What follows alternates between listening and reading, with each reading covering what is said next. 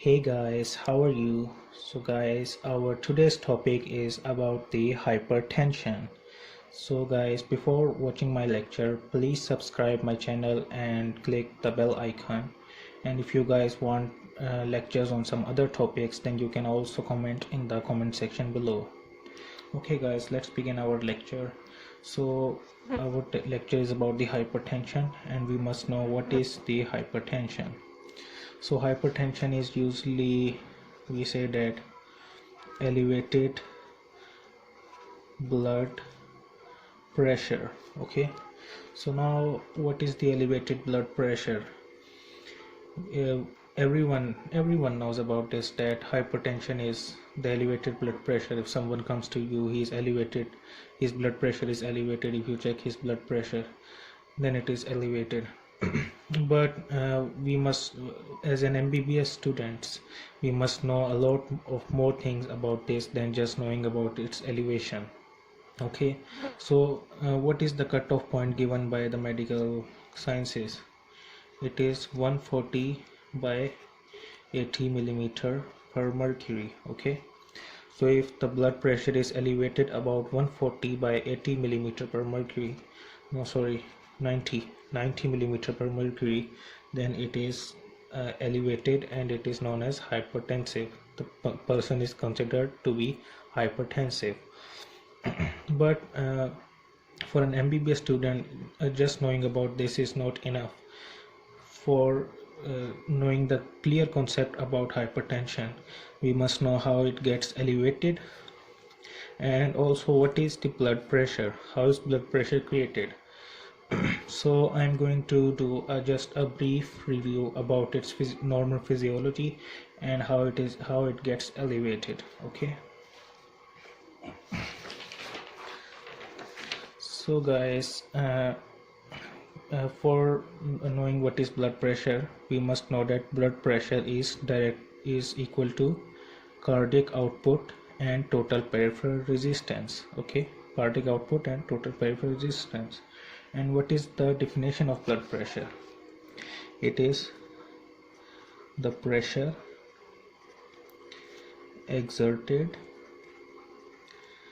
by blood on the walls of the vessel. Okay, the pressure exerted by the blood on the walls of the vessel. Okay, so now I'm going to explain it more clearly, okay, in this diagram. Okay, now consider this, that this is our heart. Okay, what is this? Heart. It is not a clear anatomical diagram, I'm just making it a rough diagram for the explanation. Okay, so this is the right atrium, this is the left atrium, this is right ventricle, this is left ventricle, and this is the aorta. Okay, this one is the ascending aorta, and this one the arch of aorta, as you know, arch of aorta.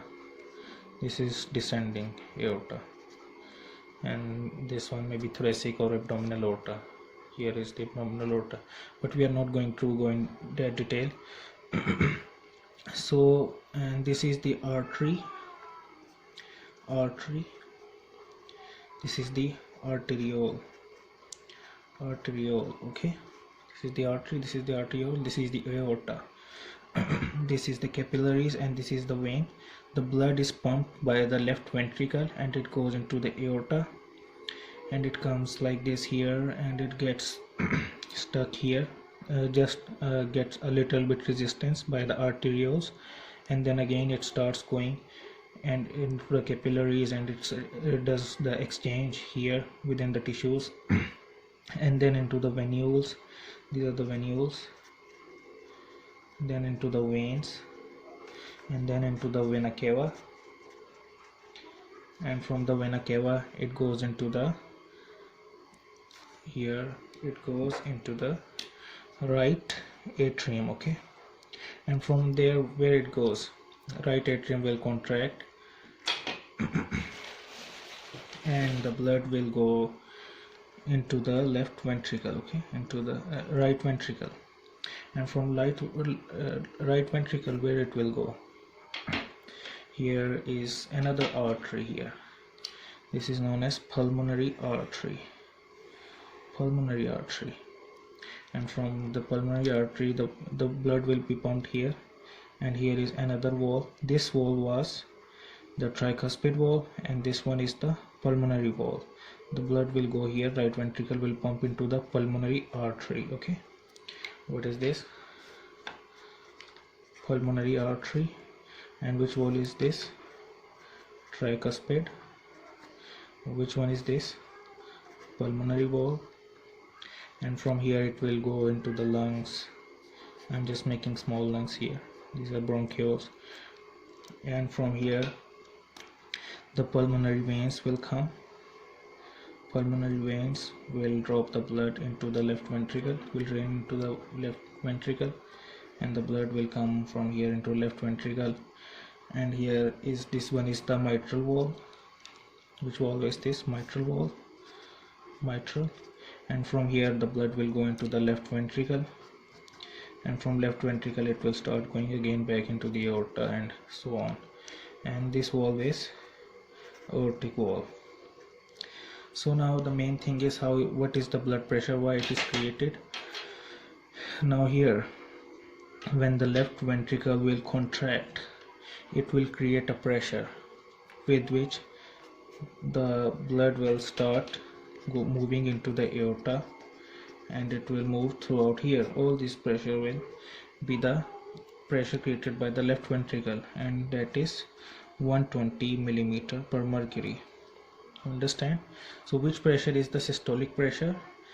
This, when the left ventricle contracts and it puts all the output into the aorta. Okay, and from there it goes into the circulation.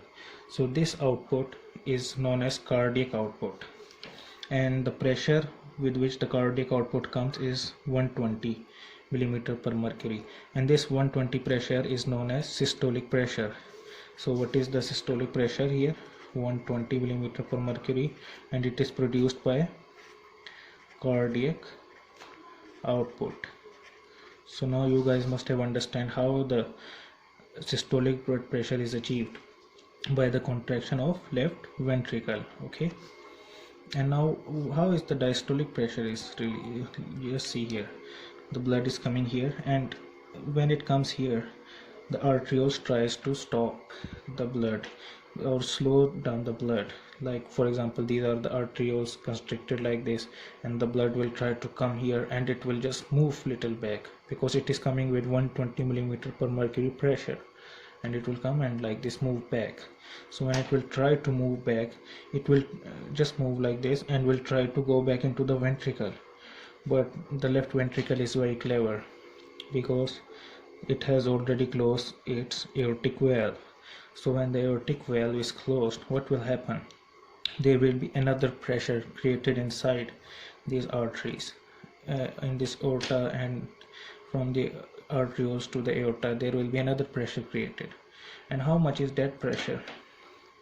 That pressure is 80 millimeter per mercury. And how it is created? It is created by the resistance offered by the arterioles.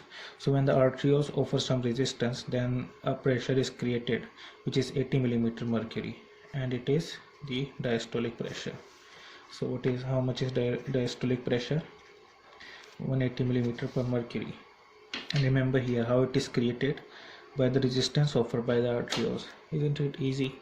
No need to explain also, but I'm just explaining. Look, blood will come like this, but arteries is small. Some of them will try to go inside, but still some of will try to go back because of the pressure with which it has hit a small place. So it will try to go back. When it will try to go back, the other place is also closed where it was trying to go back. So there will be a pressure created. So if something will go back and the previous place is also closed, so what will happen? A pressure will be created, but it is not so much as the systolic pressure. It is just 80 millimeter per mercury. So it is that one we considered as diastolic pressure, and it is created by resistance offered by the arterioles, but the peripheral arterioles, okay, which is supplying near the organ. So is it only by one arterioles? No, it is by created by all the arterioles. We will measure total, so we can get the total blood pressure. So diastolic blood pressure is measured by total peripheral resistance offered by the arterioles. So what we will say, total peripheral resistance. So now blood pressure is equal to what? Cardiac output, systolic, and total peripheral resistance, diastolic. Okay, yes, diastolic. So now you guys understand. And what was the blood pressure? Pressure exerted by the blood on the walls of the vessel. Wasn't it exerted on the walls here? It was exerted on the walls, definitely. If there was no walls, no pressure would have been created. If the walls are so dilated, you know, in some patients they have aneurysm, localized dilation, and if everything is dilated, their blood pressure gets lower and lower. So if there is no walls then there is no pressure. So blood pressure is exerted, the pressure exerted on the blood or by the blood on the walls of the vessel is blood pressure. So you guys understand now. And some pathologies also occur like this. So that pathology, now it's pathology, I will discuss in the next lecture. Okay, so thank you guys for watching my video. If you like my video, then please subscribe my channel and click the like button. Bye bye, see you.